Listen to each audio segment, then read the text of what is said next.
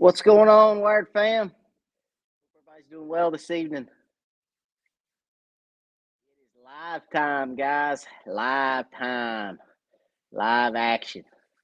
Hope everybody's doing well this evening. We're going to give everybody a little bit of time to get on. We're going to say some hellos. We're going to get right into it this evening. Probably do about a 30-minute show tonight, unless you guys have a lot of questions.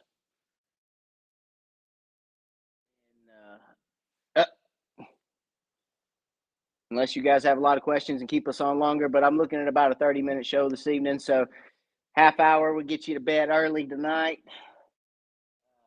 Normally we're on for 45 minutes or an hour, which I suspect will happen again tonight because we're going to talk about a couple things that are really, really cool and some real interesting stuff this evening. We've got the Dale Hollow recap. We're going to go through everything from pre-fishing to tournament day to what I found, how I found it, how I fished, exactly to a T of what transpired down at Dale Hollow this last week and the last 2 weeks, because I pre-fished weekend before last, and then this past weekend was the tournament. Hope you guys can hear me. Can everybody hear me okay? Are we good tonight? I'll make sure everybody can hear me good before we get going. If you don't care, guys, let me know if you can hear me okay. Couple guys on already this evening. Let's see here. I need to flip my phone around. That's not going to work. Let's see here. Can I do this right here? Woo! Without messing you guys up. Oh, my goodness gracious. Let's see. Hopefully that didn't mess you guys up too much. I'm going to flip my phone around because every time I reached over for my comment section, you guys were going to see my hand in the way. I had my phone upside down. All right, Raymond Snell, what's going on? Ronnie Harris, hello, hello. Jimmy Pratt in the house, what's going on, Jimmy? Hello, Matt, and what's going on, Jimmy? I think you meant to say hello, Matt and Wired Fam. Charles Davison, hey. Crappie Kev, what's going on? Tom A. Paul Gwynn from Chattanooga, what up, Paul? Long time no talk. Paul, you need to call me tomorrow just so we can say hi. You need to holler at me tomorrow. I need to know what you've been up to. David Harris, what's going on? I think you went to the beach. I think I saw you in some beach photos or something with some Speedos on or something. Didn't you? Did you go to the beach over there, Paul? Daryl Crowder, what's going on? Good evening from the chick. James, hello, Wired from Saudi Daisy, Tennessee. What's going on? Danny Phillips, hey, bud. Hey. Jackie Jordan, what's going on, Jackie? Eddie Toon, hello. Jonathan Brown, hello, sir. Charlie Dudley watching. Thank you for watching, buddy. I appreciate it. MVPS TJ 115 from Maryland. What's going on? Roadhouse. Hey, Matt. Hello.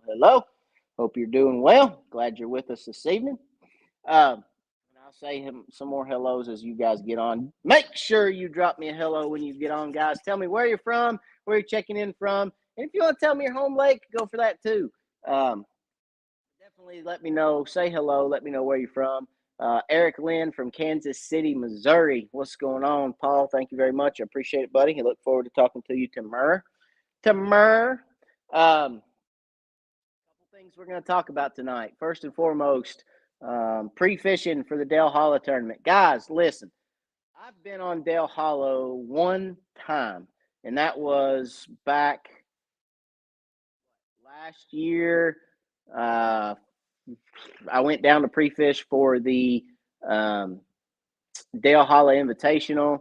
I fished for 1 day. It wasn't even a full day, really. It was more like, I think it was 5 hours, maybe 6 hours that I fished that day.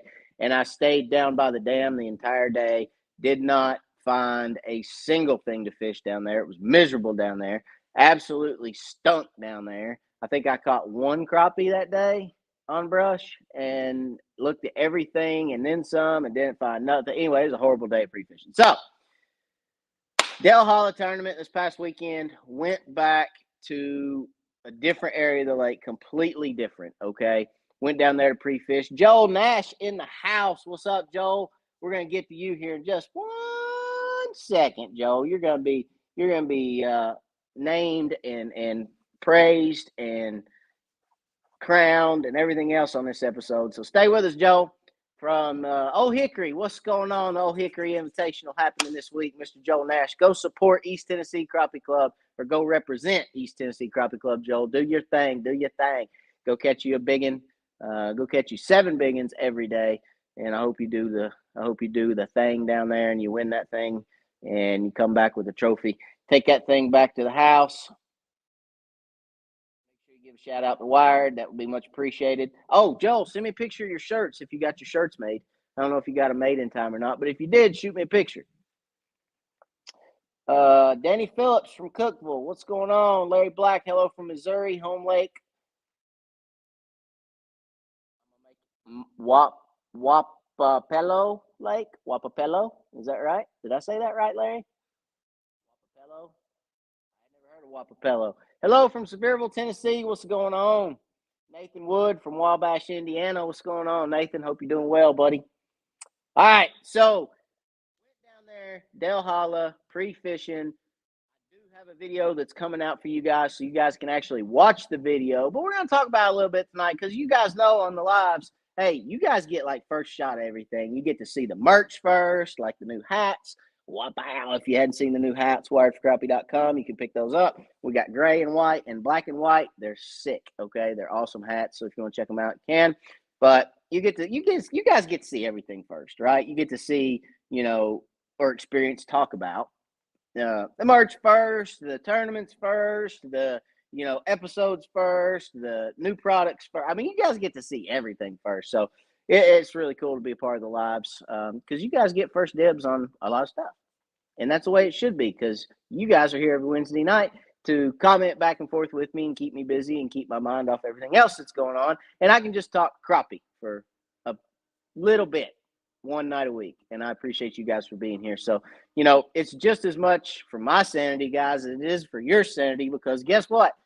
I have 3 kids, a wife, a full-time job, a wired, a marine electronics, a guide service. We got all this stuff going on. And sometimes it's just nice to pull back and punt for a second and just talk to you guys about crappie fishing. So I appreciate you guys for being here. As always, I can't thank you enough for everything that you do. And if you're not a subscriber to the channel, please subscribe to Wired for Crappie so that you get notifications. Hit that notification bell, bing, so you get notified when we're on the lives. And I get a lot of messages about not getting the notifications. Make sure you've clicked that notification bell. And just because you click that notification bell, you have to go into your YouTube app on your phone and make sure that you have the notifications active on your phone if you're using your phone, or you won't get the notifications to come through. So make sure on your phone you say, yes, give me the notifications. That way you get notified when we're going live or when I drop a new video. So went down there to pre-fish Del Holla.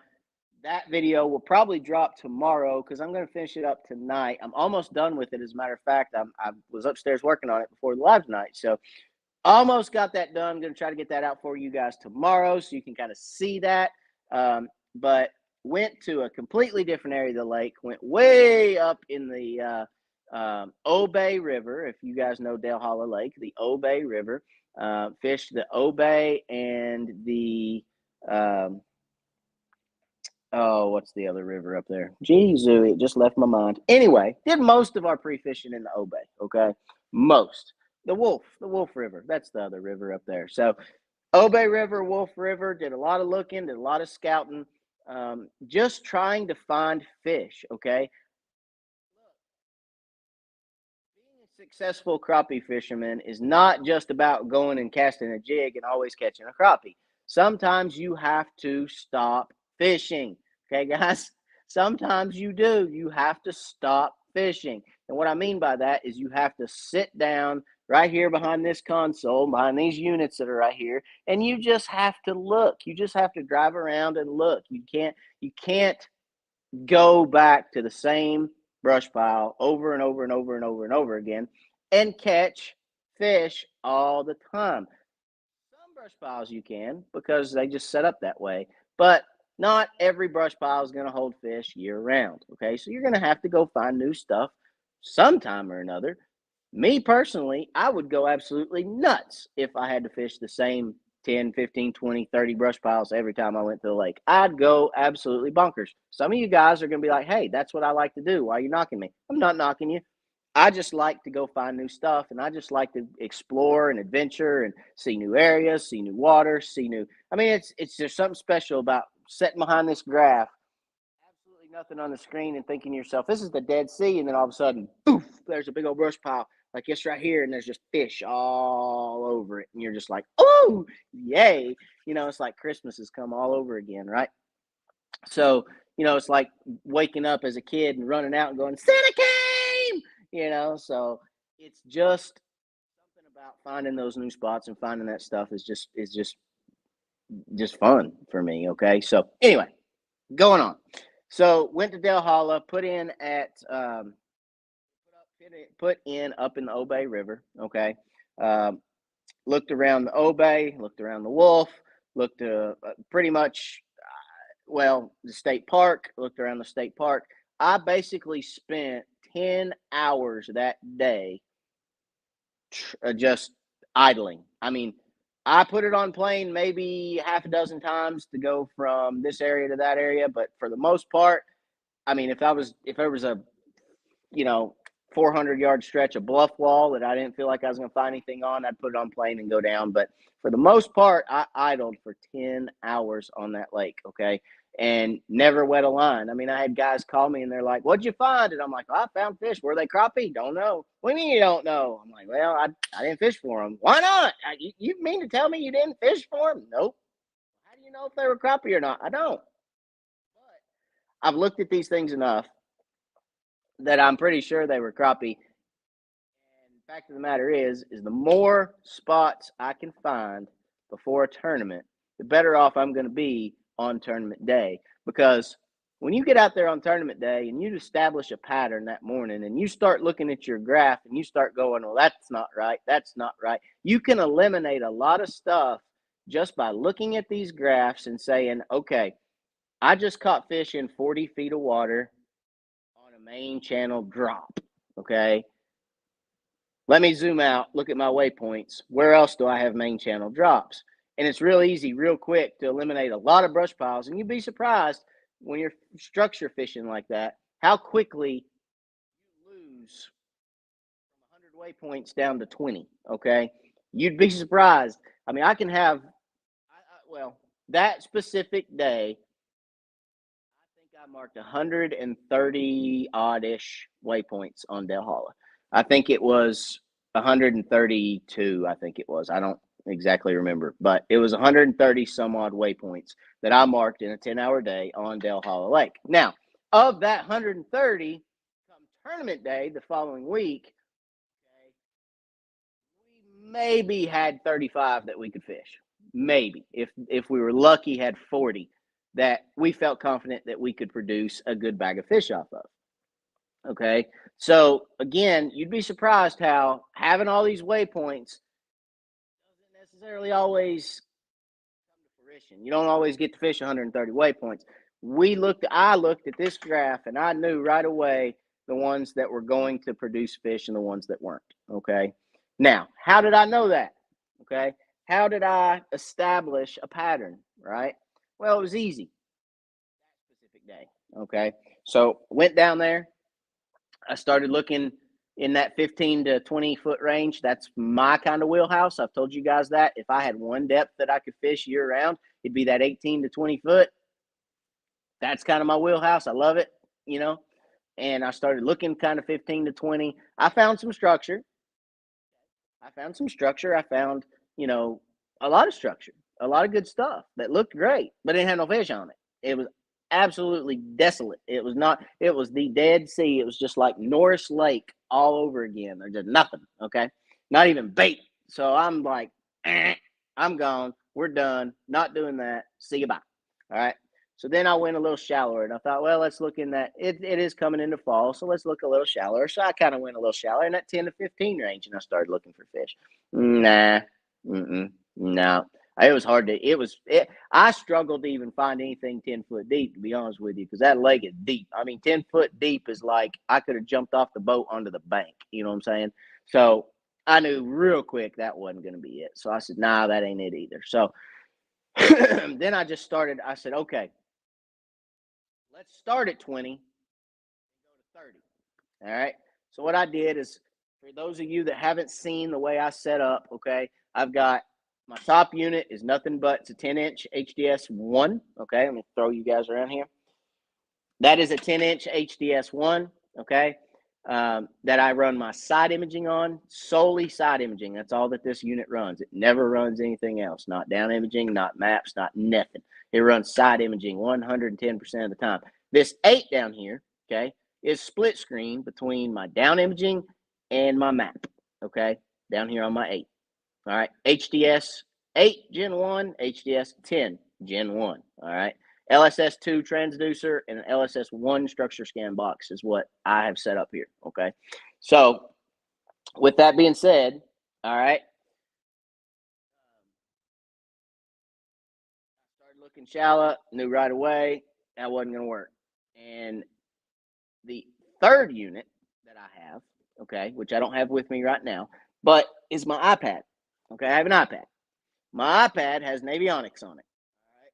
So I use my Navionics map, okay, to shade the depths. I use my depth shading on the fishing. You have to purchase that app, okay? But if you purchase the app, you have fishing shading and you can shade certain depths. So I shaded 20 to 30 in blue. And what I do is I set that right here in front of my steering wheel, okay? Right here on this console. I lay it right here in front of the steering wheel. And I just keep my boat in those blue areas, and I just idle. Okay. Now, I started to find structure in that depth. Okay. The very first thing I noticed was I found bait in that depth. So I'm like, ooh, okay, here's bait. Found bait, 20 to 30 foot deep. So then I started seeing structure. And I'm finding little trees, and I'm finding little brush piles, and I'm finding rocks, and I'm finding stumps, and I'm finding all these different things that I love, all right, you know what I'm saying? And I'm starting to see a few fish, and then I see a fish here, and I see a fish there, and I see a fish there, and I'm starting to think, okay, now here we go. So then I extended that to 40 feet. So then I was looking in that, I went from 20, because 20 was really too shallow for me, I felt like. So what I did is I changed that to 25 and went 25 to 40. And then when I got out there at that 30 to 35 to 40 mark, I really started seeing a lot of good structure and a lot of fish on structure. Okay. So that right away told me that's where I need to focus my attention. That's where I need to focus my time. So I kept following that blue.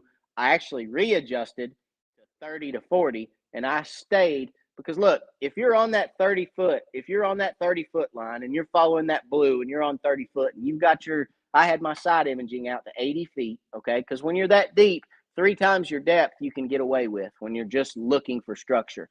So I was at 80 feet and I was able to look. Now, 80 feet off the 30. So if I'm 80 feet this way and 80 feet this way, I'm covering 160 feet of water. If I'm on that 30 foot line and I'm following that 30 foot contour, up 25 feet, okay, because 80 feet out, you pretty much bet that you're gonna, whether it's off the left or off to the right, depending on what side of the lake you're on, you're looking in 25 feet too, okay?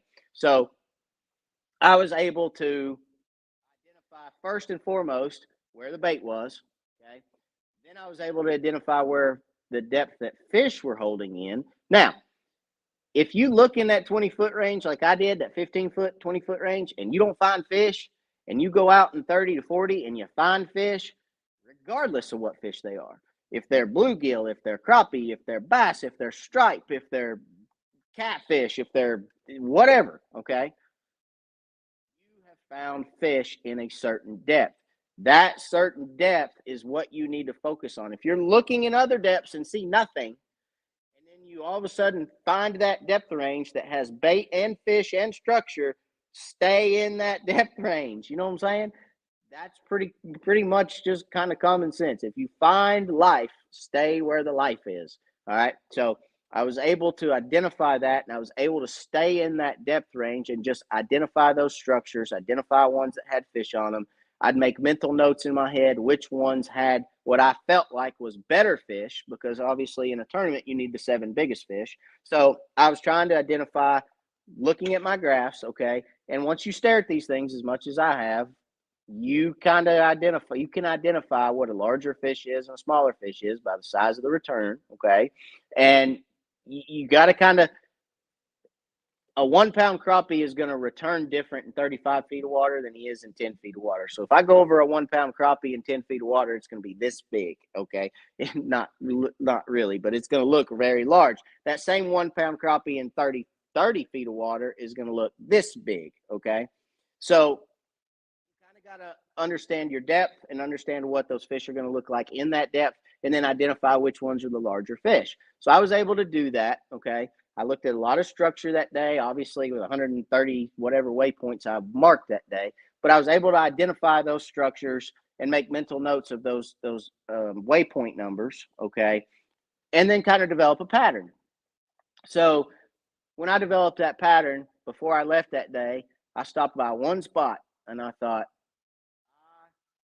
one spot that I want to check, one area that had about 10 brush piles within, I mean, basically a 100-yard circle.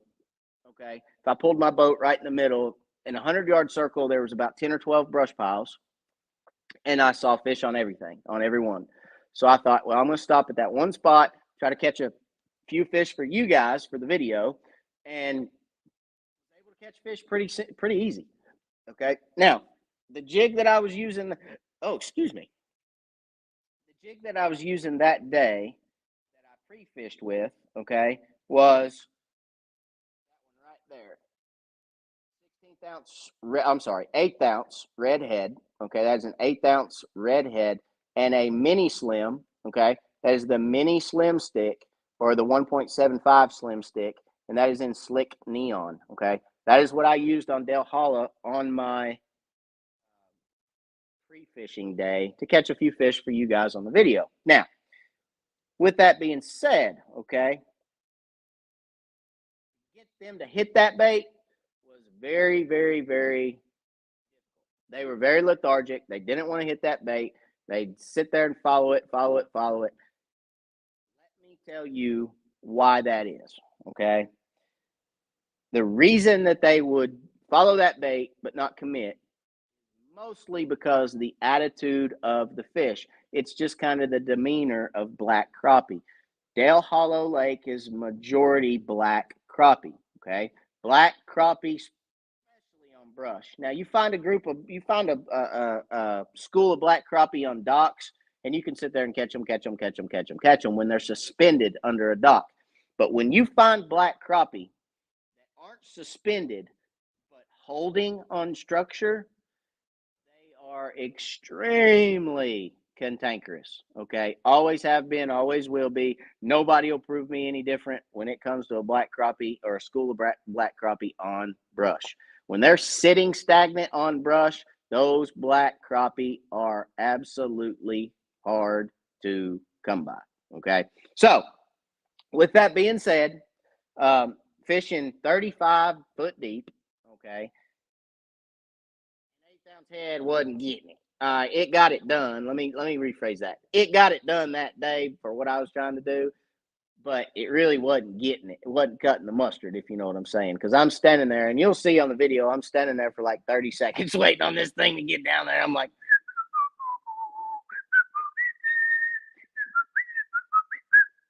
oh nope, I only got 5 feet. I'm like, Jesus. So it took forever and a day to get to those fish, but it worked for that given day. And that slim stick, and slick neon, that little mini slim, did the trick for that specific day for what I was trying to do. And I wasn't really trying to catch a whole lot, just for you guys, like I said, for the video. So let me tell you what happens after a day of pre-fishing for me, such as I just described to you guys on Dale Hollow. So at that point, I came home. I talked to multiple anglers, between that day and the week leading up to the tournament of how difficult that weekend was. There wasn't a whole lot of fish moving. They weren't biting very well. It's just everything seemed to kind of play to what I told you already. Black crappie on brush are cantankerous. They are moody. They suck. Okay, I hate fishing black crappie on brush, but able to get a few to bite, so I knew, okay, they're there. We know what we're doing. We got this. All right. And I talked to, like I said, many, many really good anglers who had the same report and just were kind of down and out on why the fish weren't biting. And, you know, again, I explained to them, hey, that's black crappie on brush, man. They just suck. It just black crappie on brush, you know. So that's not a very good explanation for them, but that was the truth. I mean, that really is the truth. They lock down on brush. Black crappie are just that way. So, with that being said, came home, thought to myself, what can we do to increase our catch ratio and be ready for next week? That was my goal for the week in between the day I pre-fished. Now, granted, this is basically the first time I'd ever been in this area of Del Hollow. I've never been in that area before. I've been from the dam maybe 2 or 3, 4 miles up, and that's about it. I looked everywhere down there, and I never fished down there again. I'm just saying. All right, never catch my boat down there again. Trust me. So I could get beat by 15 tournament anglers down there in 15 different events, and I still ain't gonna go down there. I don't like it down there. It just don't set up for me down there. But so I'm sitting at home and I'm thinking to myself, okay, what am I gonna do? What are Josh and I gonna do? Because I fished with Josh in the tournament. So what are we gonna do? How are we gonna combat this cantankerous, not wanting to eat black crappie? All right. And I know some of you guys are gonna be like, oh well, Menace. Well, no, Menace. Did we take Menace down there? Sure, we did, because we're fishing a tournament. We got to have everything that we could possibly need, and that was one thing that I said. Hey, you drop a minnow in front of their face, maybe it'll can entice one of them to bite. But before we move on to renters, well, actually, we're done with minnows. I don't even want to talk about minnows. So, what did we do to combat that? No action, no excitement bite from those black crappie. Well, and I had somebody ask me this the other day after the tournament, and they said, how did you come up with that? What made you decide to do that? And I said, honestly, I wish I had a better answer for you, but it's just experience. It's just experience. That's all it was. I've had that experience before. I've dealt with it before, and I knew kind of how to combat it. So, the uh, the thought that I got this from somewhere or somebody. No, I didn't. It's just something that I've experienced these black crappie on brush before, and I kind of know what to do to get them to entice them to bite. So what I did was I came home, and this is my secret box. Y'all aren't supposed to see this, but I'll let you see it this one time. This is actually my secret box. This is just for me. These are some jigs that I tied that. And I don't do this very often, okay? As you can tell, there's not many in here. I don't do this very often, but when I get in a situation like I saw down on Del Hollow, extremely clear lake, had to stay way away from these fish. Black crappie on brush. Black crappie like a little bait. They do not like big baits, in my opinion. A small bait. When black crappie get finicky, you downsize. You don't upsize, you downsize. As small as you can go. So, with that being said, I came back to the house and I poured a couple different jigs, okay? I'm not sorry. I didn't pour, I tied. I tied a couple different jigs. Now, you guys don't laugh at me because I'm not the best tire in the world. But I poured a couple different jigs, one of which is a 64th ounce, okay? That is a 64th ounce hair fly, okay? And it is got the littlest, tiniest, ittiest, bittiest hook that you've ever seen, okay, in your life. As you can tell, there's not much room in between the eye of that hook and the point of that hook. It's just a little bitty sucker, okay? It's like a number 10, number 8, number 10. I don't remember exactly which one it is, but it's just a little old bitty thing, okay? As a matter of fact, for reference sake, let me find something we can reference with. Here you go. There's a quarter. There's a quarter. Okay, that's a quarter. The jig fits inside a quarter. It's just a little bitty old tiny 64th ounce hair fly. Little bitty. All right. So I had two different colors, three different colors that worked for us. Okay. One of which was that blue and gray. Okay. The other one was this one right here. That's white, blue with a white tail, little flash at the bottom, little flash. All right. And then the other color, I don't have any more of because I broke them all off. But basically, it was this exact.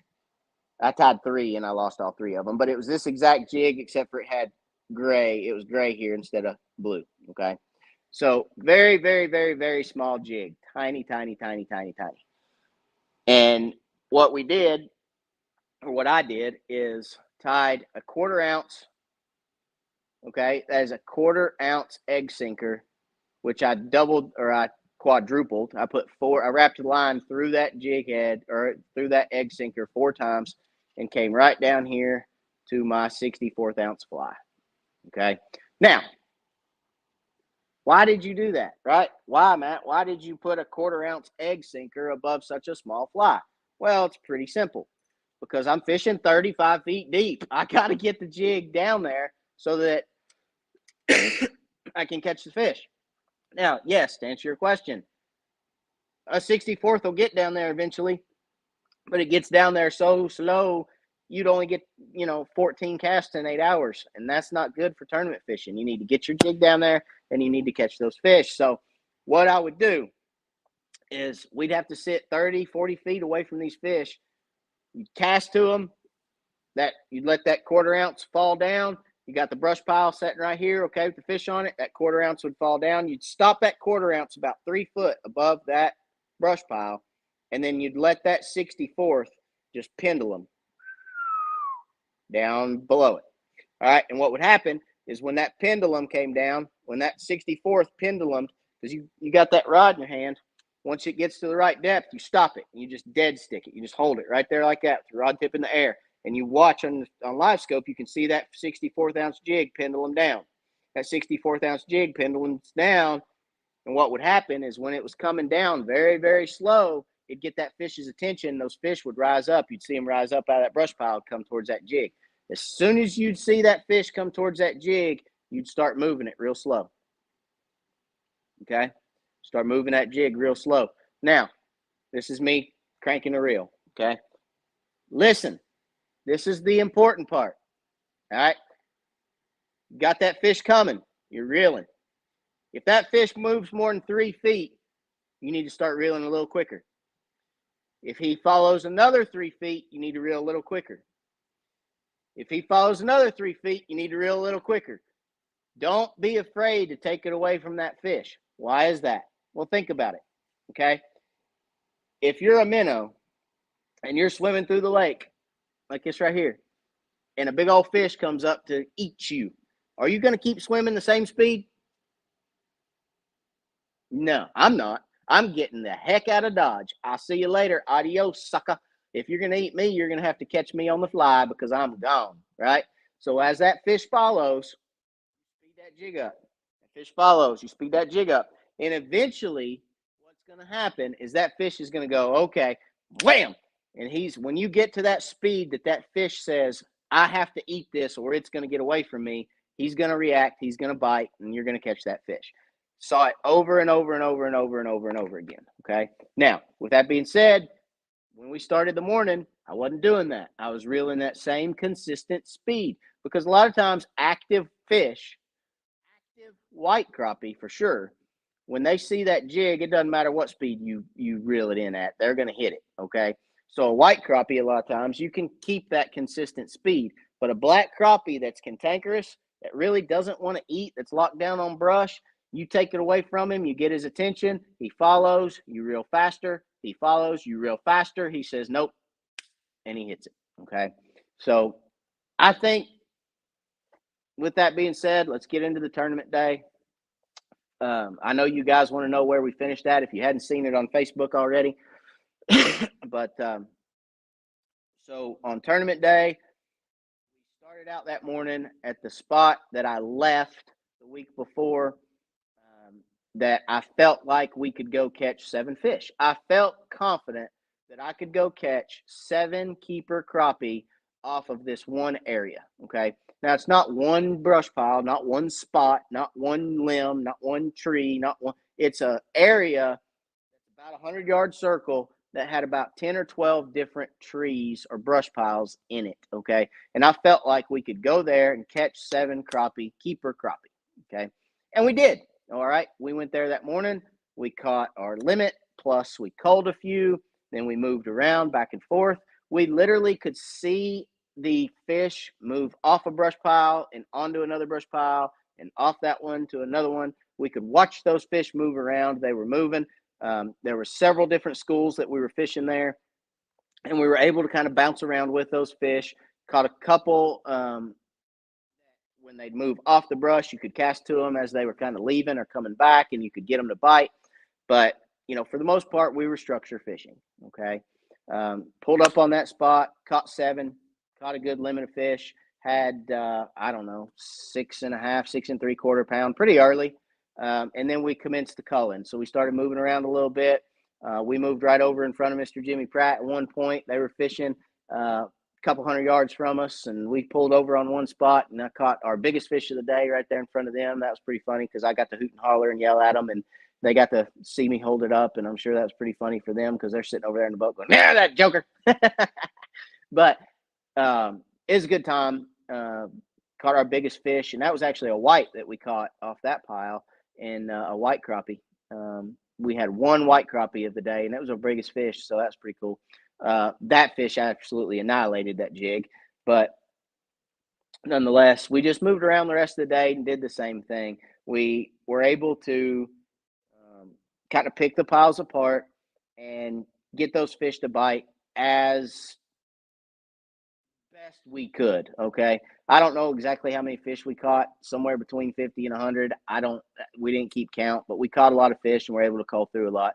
At the end of the day, okay, we didn't win the tournament. We finished second. I didn't expect to win the tournament because at the end of the day, this joker right here, Mr. Joel Nash in the house, is the king of Del Hollow Lake. I'm telling you right now, he has fished Del Hollow Lake since I think he was probably in diapers. Okay. And he knows that lake better than any one of our souls will ever know Del Hollow Lake. And it's hard to compete. Okay, guys, listen, it's hard for me to compete against guys that have fished a lake their entire life. And that's literally the second time that I've ever even seen the water. You know what I'm saying? So fished against a ton of really, really good anglers. I could sit here and name them all, but for the sake of not naming them all on this live, I'm not going to do so. But fished against just some absolutely awesome anglers. Several local fishermen. We had, I think, 4 or 5 local boats that were in the field that have fished there and fished there all the time. And we were able to better a lot of those guys, and that's positive for me. I mean, to be able to go to a lake and fish the first, second, third time, and not only catch fish but compete in a tournament with anglers that have of the caliber of anglers that we have in East Tennessee Crappie Club is a win for me. I take that as a win. Absolutely loved fishing down there. Beautiful scenery. The lake's clear as all get out. By the way, you guys will see on my reels, I have clear fluorocarbon. So you guys are accustomed to me fishing a bonehead orange braid. That ain't the case on Del Holla. I did use bonehead braid pre-fishing, but then when I went back, okay, I went straight 100% fluorocarbon, clear. Fluorocarbon is absolutely invisible underwater, okay? Fluorocarbon disappears in the water. So if you got really, really clear water, especially like Del Holla does, that fluorocarbon and the fluorocarbon that I used, you got to be careful with fluorocarbons, guys. Listen, you got to be careful what fluorocarbon, oh my goodness, that you pick. Hang on just one second. There we go. You got to be careful with what fluorocarbon you pick because some fluorocarbon will actually bite into itself. So when I say bite into itself, on your spool, if you go to set the hook or catch a fish and it jerks, okay, you jerk, it actually, a lot of fluorocarbon will bite into the rest of the line on your reel. And the next time you go to cast, it'll absolutely stop your cast. It'll go 20 feet and then just boing, like it's almost tangled. Okay. So again, make sure you get a good fluorocarbon that is not going to bite. Okay. That is the worst thing in the world if you end up getting fluorocarbon that bites on you. So with that being said, the fluorocarbon, the 100% fluorocarbon that I use this for my leaders too. When I tie a leader on braid, you guys have seen me tie a leader on that 12-pound bonehead braid. I pretty much do it any tournament just because crappie aren't line sensitive except for in extremely clear water like Del Holla. They are, especially black crappie. But the thought that I use is, if it's invisible underwater, why not? Right? If the fish can't see, if you can't see it, the fish can't see it, and it's clear and it's invisible, why not? Why not use it? You know what I'm saying? So that is what I use. I love it. It's absolutely, that's 6-pound vicious fluoro. That's 100% fluorocarbon. All right, vicious fluorocarbon. I'm not sponsored by Vicious. I don't have any deals with Vicious. I'm just telling you this is what I use. All right. I use their high vis as well for my dock shooting rods. And when I started looking for a fluorocarbon, when I started fishing with braid, I just went with Vicious because I use Vicious mono. But I'm here to tell you right now, I've never fished with a full spool of this. I've always just used it for my leaders. But I'm here to tell you right now, I probably won't even take this off until it wears out. I mean, I probably will just continue to fish with it. I love it. It's sensitive. As far as sensitivity goes, let's talk about the difference in mono, fluoro, and braid. So mono is your least sensitive line because it's got the most stretch. Okay. Fluoro is kind of in the middle. It doesn't have as much stretch, a little more sensitive, but it's not as sensitive as braid. Braid is your most sensitive. If you want to feel that thump, I mean, if you want to feel a thump on your line, braid is where it's at. You'll feel everything. If he breathes on your jig, you're going to feel it with braid. But with fluoro, you're going to have kind of the best of both worlds. You're going to have a little stretch, but you're going to have a little bit more feel. So I'm telling you, I mean, I'll probably leave this on here until I just need to change it. Then I'll go back to my orange braid. Now, this is a 6.5 foot ACC. I still use the 6.5 foot. Okay.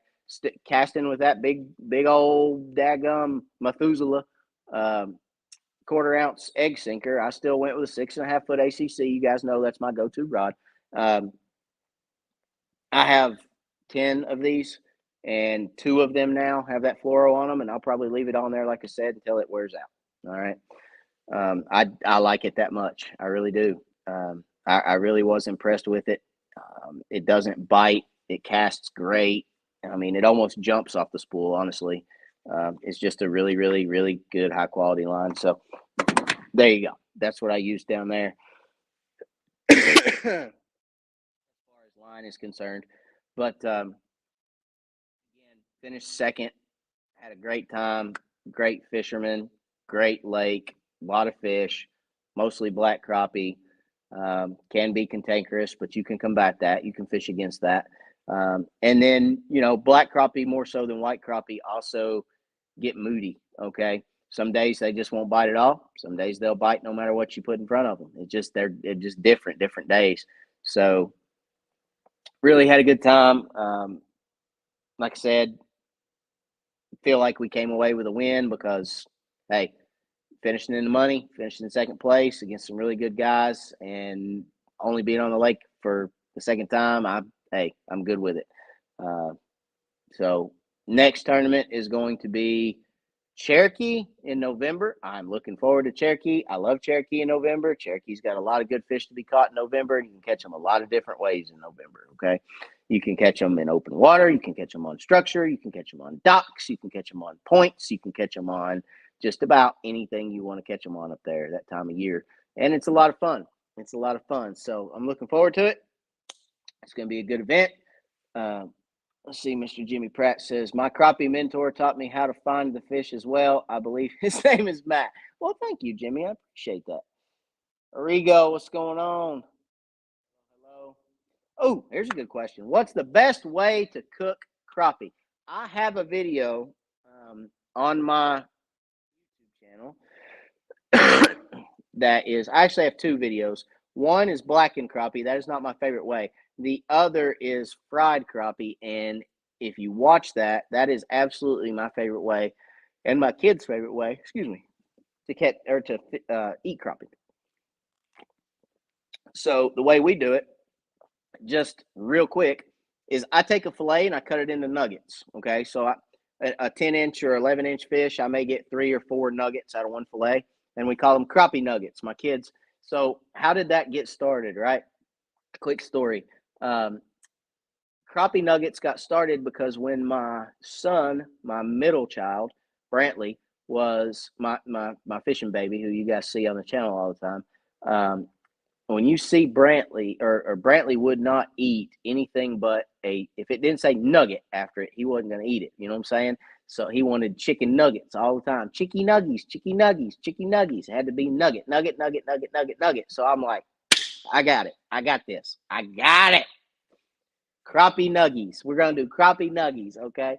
So I made him, I said, hey, we're going to do crappie nuggies tonight. And he's like, what's crappie nuggies? And I said, they're nuggies. You love nuggies, you know? He's like, oh, yeah, I love nuggies, Daddy.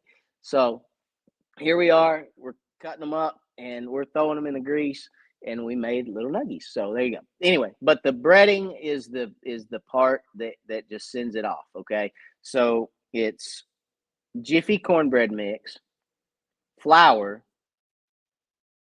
Tony Chachere's, Creole, lemon pepper, and seasonal.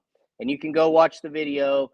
It'll tell you how to mix it and all the ratios and everything like that. There's really not an exact science to the Creole and if you like it a little spicy, use a little more Creole. If you like it a little bit more lemony, use a little more lemon pepper. If you like it a little more salty, use more seasonal. It's pretty simple. Okay, so depending on what you like, you can kind of mix it up a little bit, but that Jiffy's cornbread mix or corn muffin mix has got a sweetness to it. So you get a little bit of sweet, a little bit of hot, a little bit of lemon, a little bit of yum, a little bit of in my tummy, and it's really, really, really, really good. So go watch the video.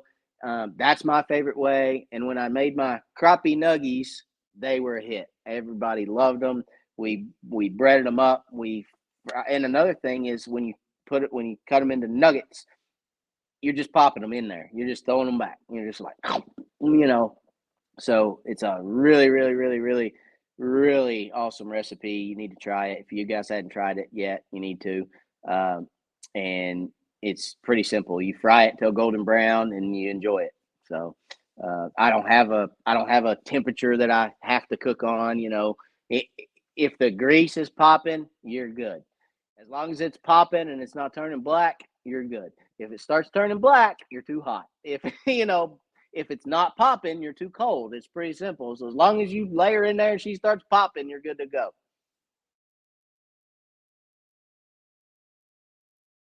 Rodney Hudson, Whack 'em and Stack 'em has some great small jig plastics that are great for the number 8 jig.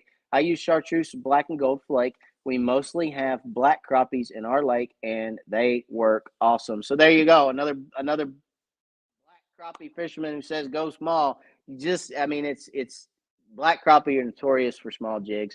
The thing about the black crappie on Del Hala, and the thing that I learned by throwing this little sucker right here, that little sucker right there, the week before, is I learned they didn't really want a plastic. They weren't really reacting to a plastic like I wanted them to react. Um, I don't know if it was because it's just a little bit more streamlined than a hair fly. I don't know if it was profile. I don't know, I don't know if you guys have ever considered this, but when you pull this jig through the water, it does leave somewhat of a little trail behind it.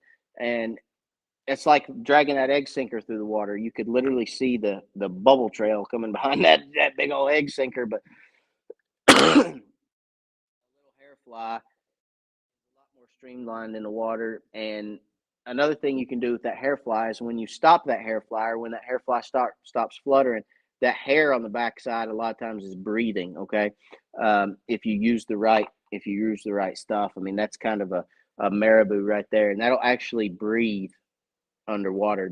That tail will. So, just different actions, different type of look. And, I noticed that they just did not want plastics. I mean, that was the one thing that I said, they just don't want the plastic. So you could tell they just weren't into it. And there was a lot of fish, especially the ones that were slightly active uh, on brush piles. When they saw that hair jig come down there, they were all over it. One other thing that they were all over was the daggum egg sinker. I mean, you could put that egg sinker down there and they would chase that egg sinker. And a lot of times I had multiple fish hit the egg sinker. I felt them hit it. Like you could see them on the live scope come up. The egg sinker's here, the jig's here. You'd see them come up underneath the egg sinker and go doink, and you'd feel it on your line. And you could see the jig plain as day. They weren't hitting the jig because they were right there on the egg sinker, just doink, and you'd feel it. And you'd do like that, jerk a little bit, and they'd swim back down. And it's like, okay, yeah, there's another egg sinker fish. So, everybody asks me, you use an unpainted jig head? That is a egg sinker. It's a egg sinker. It's a silver egg sinker. You don't have to paint your jig heads, guys. I can't tell you how many fish I've caught on an unpainted jig head. Okay. As a matter of fact, that right there, we used is an unpainted jig head. That's unpainted. All right. So you don't have to paint your jig heads. Now, if you want to, go for it, but you don't have to. Robert Hyde, haven't fished in a year. Just went for the first time. Just scouting lake. LBJ. I'm not going to try that one. Scouting lake LBJ. I should know that, I feel like, but I don't. Next week, going to go get me some. Well, good for you, Robert. I hope you absolutely load the boat up. I don't know what I'd do if I hadn't fished in a year. Yeah, I do. If I hadn't fished in a year, I would probably, well, I wouldn't probably, I would be dead. Okay. I'd be dead. If I hadn't fished in a year, I'm dead. I'm in the ground, obviously, because, that's the only way I ain't going to fish here. I'd go crazy. Robert. I don't know how you hadn't went crazy yet, but hey, I'm glad you're getting back out there. Hopefully. Oh, okay, here we go. Tyler Key, crappie nibble on my mini slim stick made a difference for me. Well, okay. I've got my own opinion on crappie nibbles, but I'm not going to go into that one, Tyler. What color was it? I'll ask that question. What color crappie nibble? Chartreuse?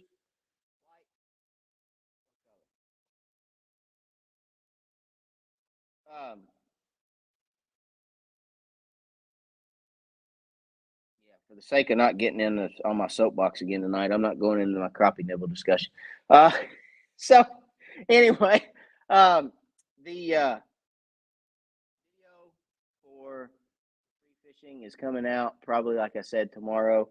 The tournament, you guys, actually, couple funny things. I feel like a rookie again. I don't know exactly why, but I feel kind of like a rookie again because one thing that I did is the day that the tournament day, I forgot to bring my extra SD cards, and the SD card that was in my GoPro was the one that I had in my GoPro when I pre-fished. So I had a lot of footage on the GoPro from pre-fishing, and I ran out of memory space, and I didn't have another card with me. So you're gonna see like the beginning of the tournament, and you're gonna see us catch fish, and then we're coming back in the shop. We're gonna finish it out because I did not have any video left.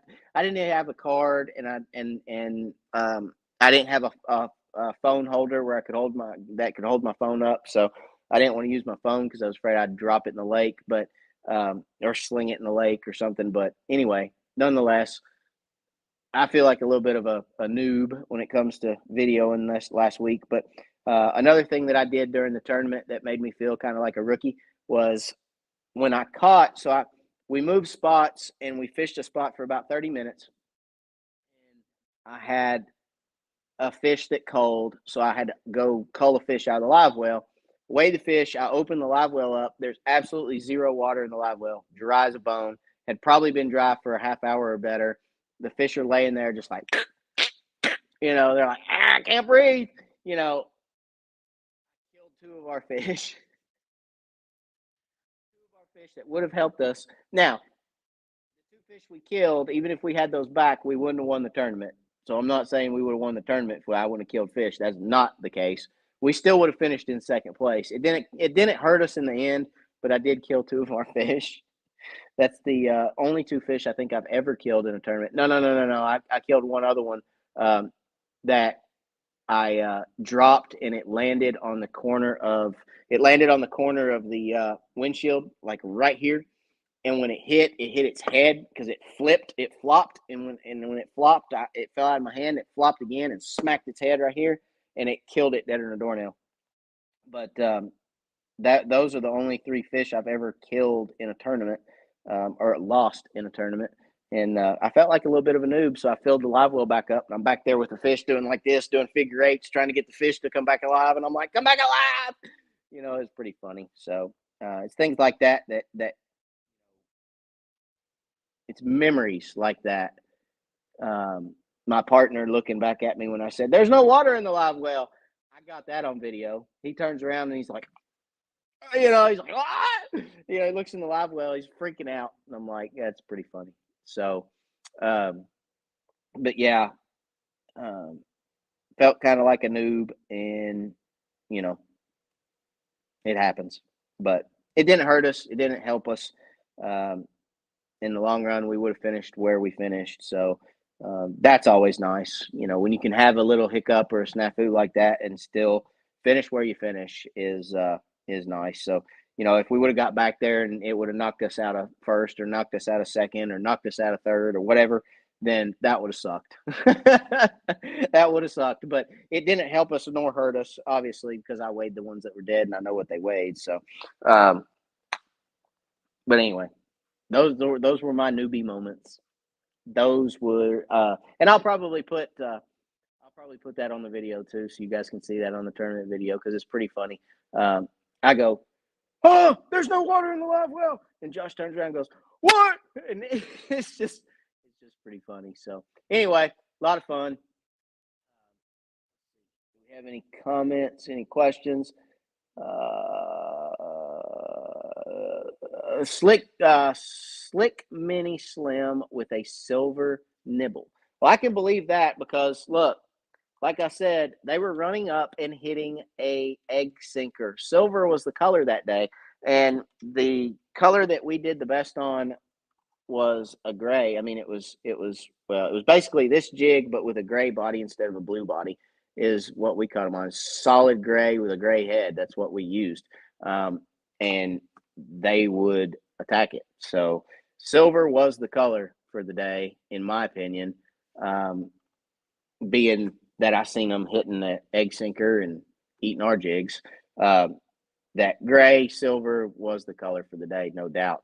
And the slick is like a monkey milk. So it's got a little bit of pepper in it, which is kind of like a black flake kind of. I'm trying to see if I have some over here. Yeah, I do. I'm not going to get them right now, though. But slick is like a monkey milk. It's got a little bit of a blue sheen to it, and it's got like black pepper in it. But I'd say that silver nibble did help, Tyler. I'm like I said, I won't get into it again, but I believe it's the color of the nibble, the profile change, and the color over the scent. But silver was definitely it for that day, and I'm sure that probably did help you, no doubt.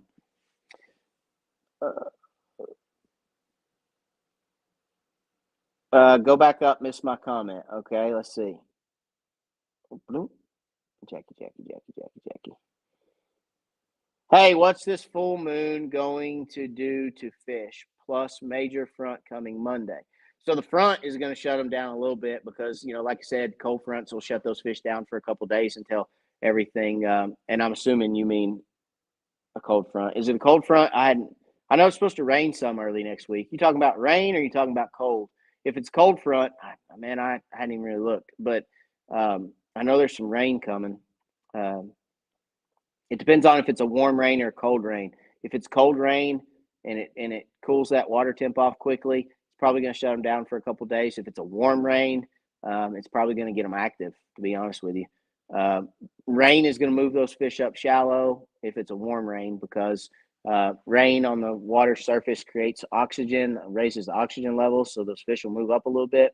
The full moon is going to get them feeding at night and in the middle of the day. So they'll feed, at night, and they'll feed in the middle of the day. It's kind of like deer, you know what I'm saying? Full moon, they move in the middle of the night, move in the middle of the day. Fish the kind of same way. You'll see you'll be able to catch a lot more fish midday on a full moon, but it should get them active too. This is the fall feed full moon, so the water temps are starting to cool off. You've got those low 70s to upper 60-degree water temps. This full moon is going to kind of start that fall feed, in my opinion. You've got that spring full moon where they all start moving up and start doing their thing, but you've also got that fall full moon where they start really feeding heavy, trying to feed up before the cold gets here. So you're going to start seeing a lot more fish feeding, in my opinion, with this full moon. And the front, again, Jackie, I hadn't looked. I don't know if there's going to be a big temperature swing or not, but it should be good for the fish. I mean, it really should be. It should get the fish going.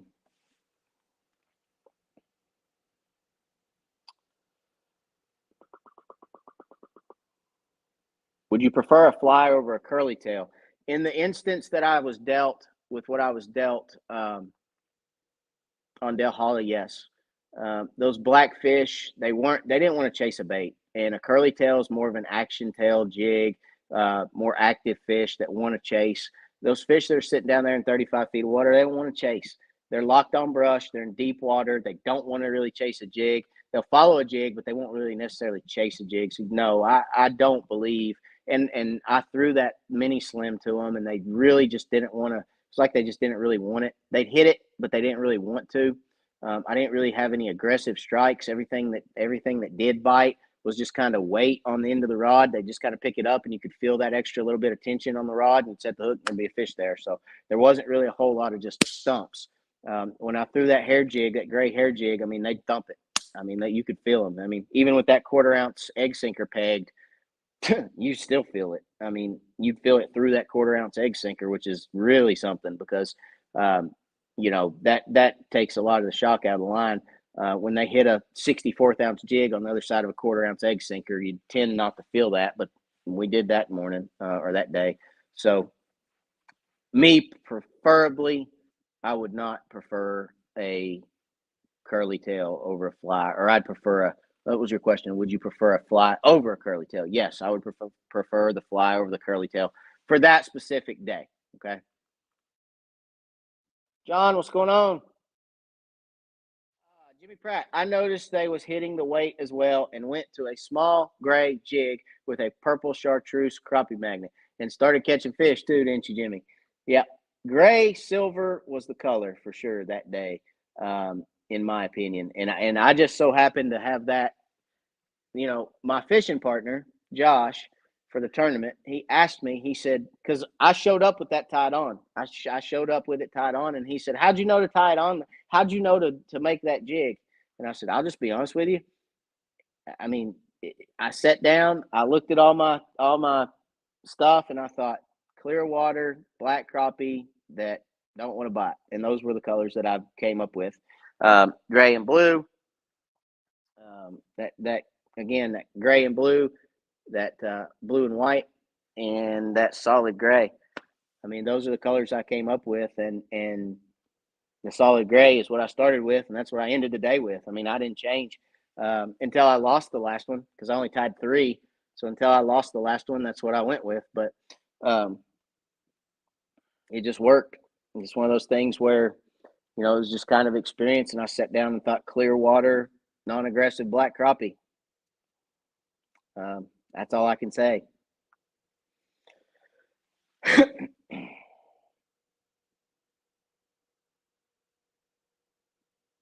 What about a drop shot? A drop shot, the fish were too far off the bottom to do a drop shot. You probably could, but it would be a little bit more difficult with them trailing a drop shot because those fish would trail that jig for quite a ways. I mean, some of them would trail it 5 feet from the surface. I mean, they'd come 30 feet trailing the jig before they turned around and went back to the brush pile. So with the drop shot and the because when you drop shot, your actual weight is below your jig, right? I don't know that it would be as good with them trailing the jig. The whole point is for them to be able to trail the jig, not the weight.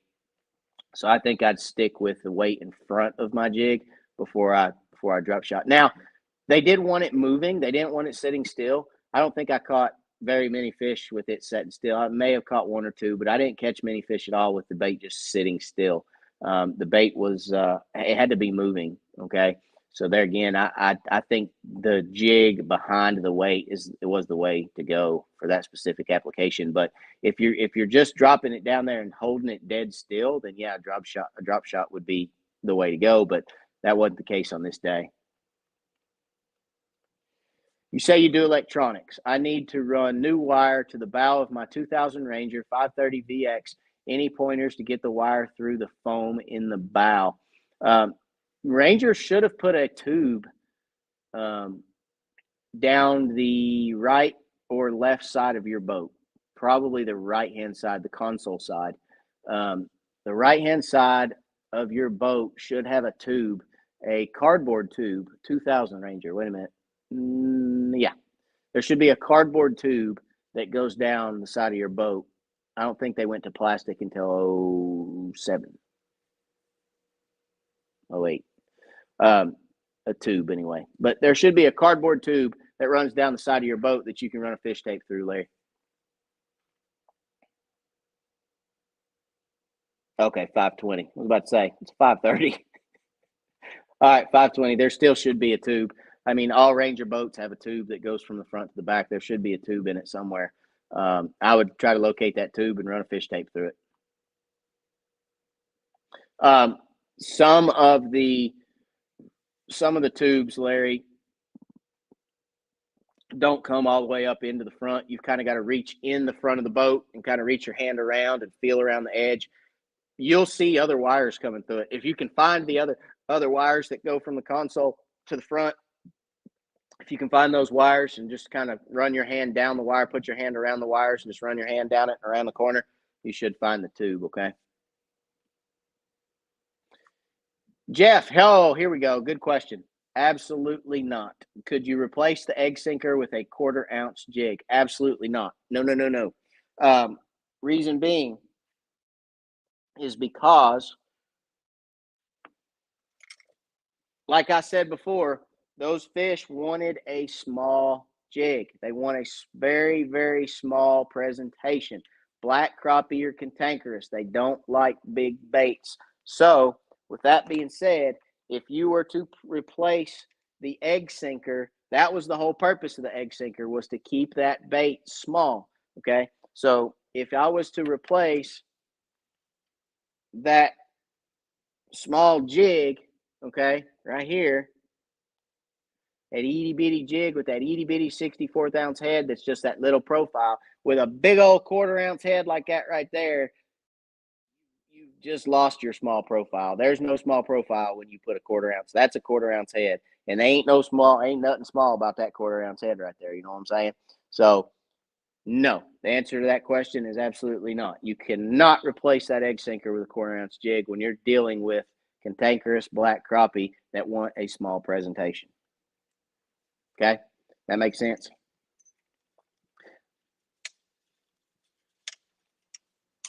All right. I think that has answered all of our questions. Larry, you're welcome, buddy. I think we've answered all our questions. I said at the beginning of this, we were only going to be on for 30 to 45 minutes. I told a fib. We're going to get you guys in bed here in a minute, though, I promise. Because we are at the end of our comment section, and I'm going to stop babbling for tonight. So, like I said, Eric Lynn. Same question. Would it be better to have a 1/4 ounce jig instead of a weight? No, it would not, Eric. No, sir.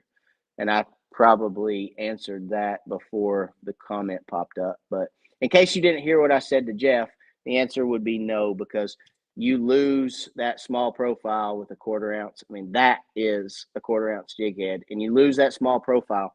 The point of fishing that way with a egg sinker is to keep that jig small. That 64th ounce head on that jig is just a little tiny head, okay, just a little bitty old thing. And you want to keep that bait as small as you can for those cantankerous blackfish that don't really want to eat. They'll come up and see that small jig and eat that small jig. But if you have a big old honking quarter-ounce head on it, you lose that ability to have that little small jig, okay?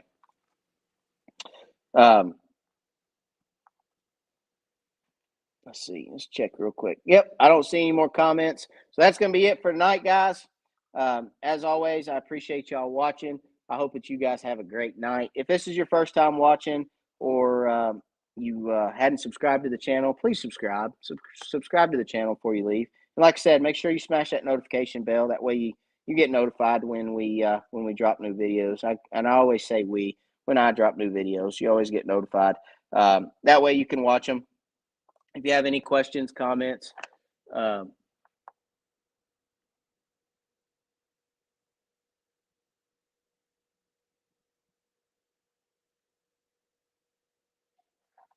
I got you. A double jig rig. Okay. So sorry about that. I think they mean 2 jigs, 1/4 ounce on top, small on the bottom, double jig rig. So I actually know a couple guys that threw a double jig rig and couldn't get bit.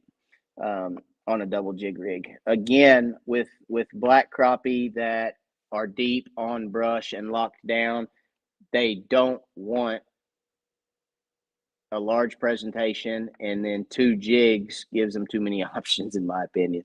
I like just a single jig. If I'm going to get that fish to bite, I want him to bite that single jig. I want his focus to be on that one bait. I don't want his focus to be spread across multiple baits. And another thing is you can watch them on live scope now. We didn't used to have this technology, but now that we do, you can watch them.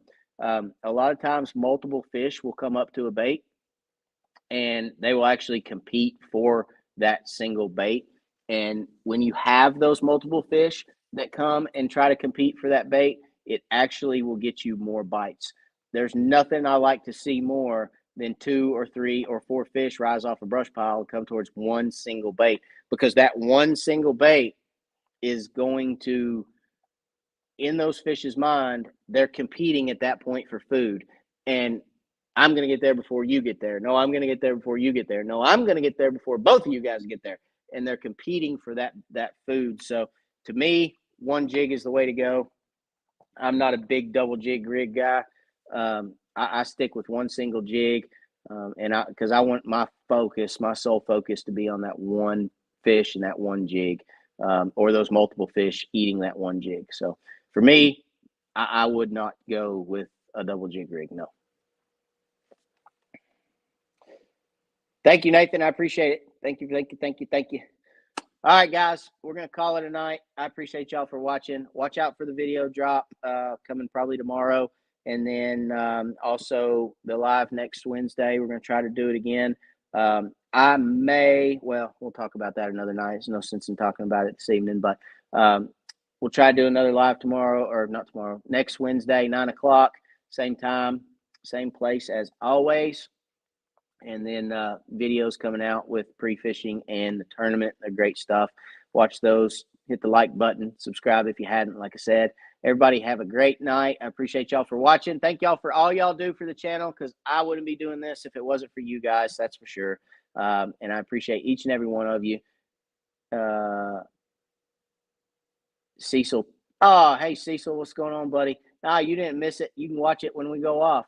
That's the beauty of YouTube. You can go back and click on it and watch it again, buddy. So if you don't catch me live, you can always leave a comment the next day, the next week, the next month, the next year, because you can always go back and watch them whenever. But thank you, Cecil. Glad you made it to say hello. And we will catch you guys next week, same time, same place. As always, God bless. Catch a big one. Appreciate you guys. We'll see you later. Good night.